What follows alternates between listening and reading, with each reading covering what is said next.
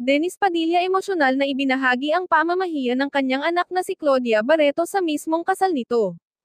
Tila trending at mainit na pinag-uusapan sa mundo ng showbiz ang di umano'y hindi paghatid ni Dennis Padilla sa kanyang anak na si Claudia Barreto sa altar, ito'y matapos makuhanan at ibahagi ng isang netizens ang video clip, kung saan solong naglakad si Marjorie Barreto upang ihatid si Claudia sa nobyo nitong si Basti Lorenzo.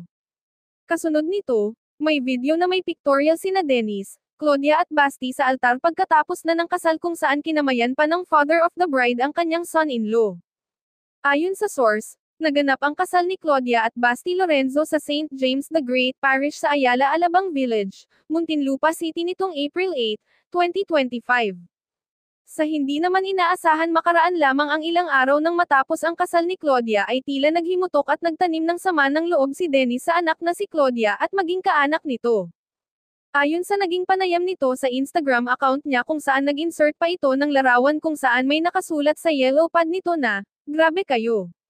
Nabudol nyo ko. Father of the bride naging visitor. Galing nyo."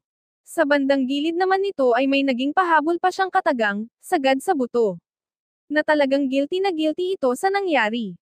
Subalit sa kabila naman nito ay umani naman ng kani-kanilang reaksyon at samat-saring kumanto ang netizens ukol sa ginawang ito ni Claudia sa ama. "Sana hindi ka na lang pumunta. Kundi sa'yo Dennis wala siya dito sa mundo.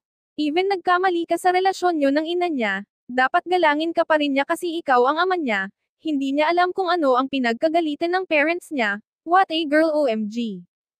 Pagtatay ama pa din yun dapat siya naghatid buhay pa eh, wawa naman anden pa naman siya titingin-tingin lang. Kahit anong gulo ng family, respeto dapat, kasi kung wala ang tatay mo wala ka sa mundo, ingrata. Hayaan nyo na lang may balik naman yan antayin na lang nila, kung ano ang ginawa ng anak ganon din gagawin ng anak niya."